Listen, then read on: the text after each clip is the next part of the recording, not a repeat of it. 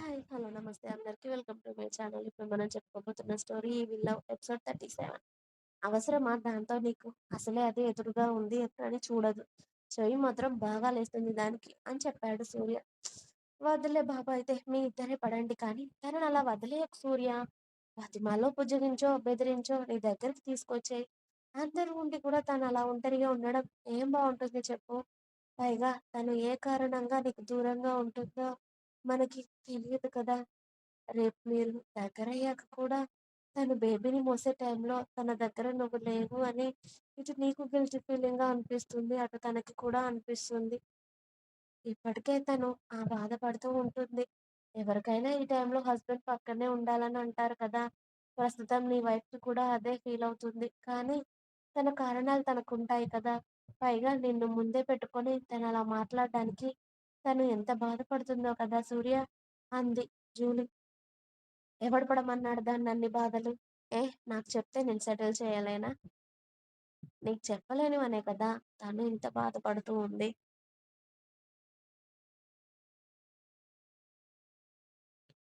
వదిలేయ్ జూలీ. ఈ జీవితానికి ఇంతే అనుకుంటా. ఏం చేసుకుంటుందో చేసుకొని, అన్నీ వదిలేసి మరీ నా ఈగోని పక్కన పెట్టి మరీ అడిగాను. ఇంటికి వెళ్ళిపోదాం రావే అని. అయినా నా మాట వినలేదది. నా పగిలిన గుండెను ఇంకా ముక్కలు చేస్తుందే తప్ప, దానికి మందు పూసే ప్రయత్నం అదొక్కటి కూడా చేయదు. అది నా దగ్గర ఉంటే నాకు బాధ తప్ప ఇంకా ఏమీ ఉండదు అనిపిస్తుంది. దాని జీవితం దానికి నచ్చినట్టు బతికే హక్కు ఉంది కదా! బతకనివ్వు. నేనెవడిని దాని జీవితానికి అడ్డు రావడానికి? నేనెలాగో దానికి మొగుడిని కాదు అనేసింది. ఇంకా ఎన్ని అనిపించుకోవాలి దాంతో? చాలు జూలీ. ఇంక దాంతో ఎన్ని మాటలో పడలేనురా నేను అన్నాడు సూర్య. ఓయ్! నువ్వే అలా అంటే ఎలా చెప్పు? తనని నువ్వు కాకపోతే ఎవరు చూస్తారు? తనని కేర్ చేయడానికి తన అమ్మ, నాన్న కూడా ఎవరు తన దగ్గర లేరు కదా! అన్ని బంధాలను వద్దు అనుకునే కదా ఒంటరిగా ఉంటుంది. అలానే ఉండనివ్వు జూలీ. సూర్య, అది కాదు. నేను చెప్పేది విను. జూలీ, వదిలేయ్. దాని గురించి మాట్లాడుకోవడం కూడా అనవసరం. దాని పేరెత్తితేనే నాకు పిచ్చ బీపీ లేస్తుంది.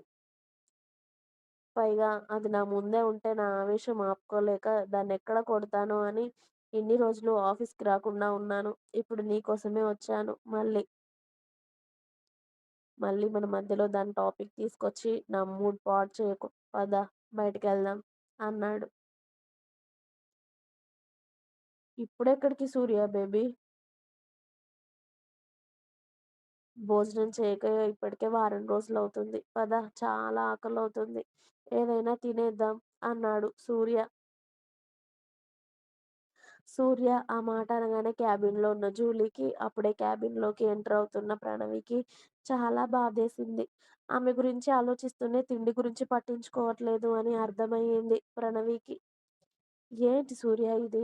ఎన్ని బాధలున్నా ఇలా తిండి తినకుంటే ఎలా చెప్పు? నీ హెల్త్ గురించి నువ్వు కేర్ తీసుకోకపోతే ఇంకెవరు తీసుకుంటారు సూర్య? అంది జూలీ సూర్య చెయ్యి పట్టుకొని. ఎవరు పట్టించుకోవాల్సిన అవసరం లేదు జూలీ. నాకిలానే ఉండాలనుంది. ఒంటరిగా ఏ బంధాలు నా దగ్గరకొచ్చినా అవి నిలబడడం లేదు. అందుకే ఈ సోలో లైఫే బావుంది అనిపిస్తుంది. అసలు ఈ బంధాలు, బంధుత్వాల మధ్య ఇరుక్కోవడం కన్నా ఇలా ఒంటరి బతుకే చాలా మేలు జూలీ. చూస్తూ ఉన్నావు కదా నా జీవితాన్ని. పెళ్ళై 2 రోజులవ్వక ముందే పెళ్ళాం వదిలేసింది. ఇప్పుడు దాని కడుపులో పెరుగుతున్న బిడ్డను నా బిడ్డ కాదంటుంది.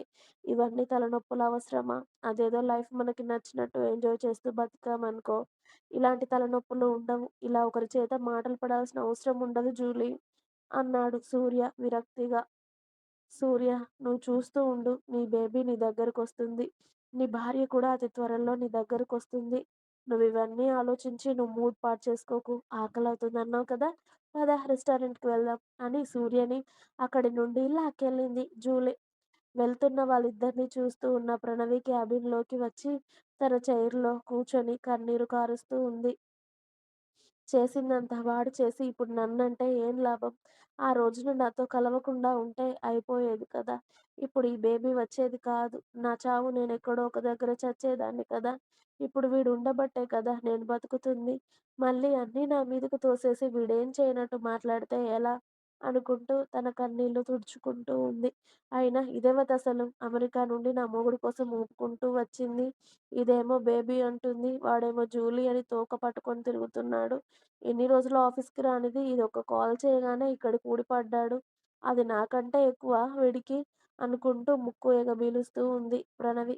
ఇంకా ఉంది. మీకు నా స్టోరీస్ నచ్చినట్టయితే ప్లీజ్ లైక్ చేయండి. అలాగే ఛానల్‌ని తప్పకుండా సబ్స్క్రైబ్ చేయండి.